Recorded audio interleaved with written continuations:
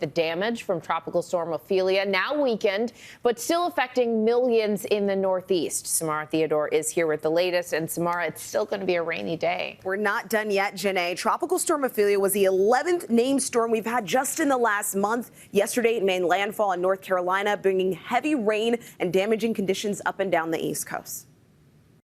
This morning, destructive flooding and tens of thousands without power along the East Coast as remnants of Tropical Storm Ophelia move up the East Coast. The center of the storm now moving into Maryland. Overnight in Virginia, Ophelia flooding roads. The strong winds creating dangerous offshore conditions and damaging homes from fallen trees. Ophelia making landfall in North Carolina Saturday, flooding coastal communities, waves crashing into homes. Well, we have a storm surge here that I think was mighty unexpected. This storm has just hit us perfectly coming in. A U.S. Coast Guard helicopter lighting the way for the Coast Guard cutter after rescuing 5 people, including 3 young children, stranded on a 38-foot catamaran anchored off Cape Lookout as Ophelia caused swells as high as 10 feet. It's pushing a lot of wind, heavy wind and heavy seas towards us. And at that point in time, we were probably about the heart of it. The storm's fierce winds knocking trees down onto homes and causing thousands to lose power. In Greenville, this police officer, just in time, rescuing a small pit bull tied to a fence and inches away from drowning.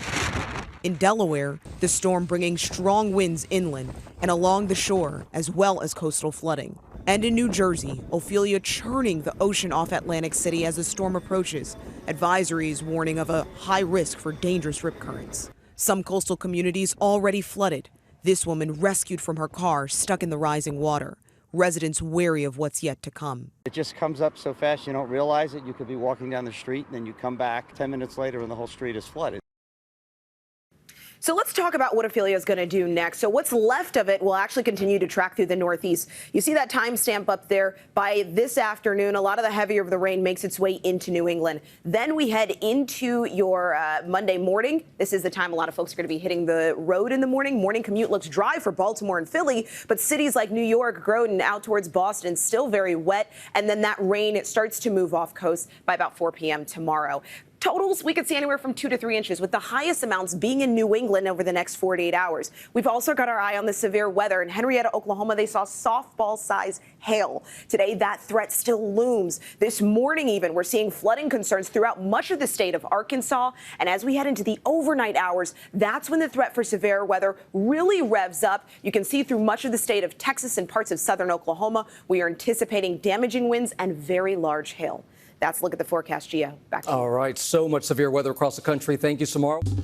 Well, hey there, GMA fans. Robin Roberts here. Thanks for checking out our YouTube channel. Lots of great stuff here. So go on, click the subscribe button right over here to get more of awesome videos and content from GMA every day, anytime.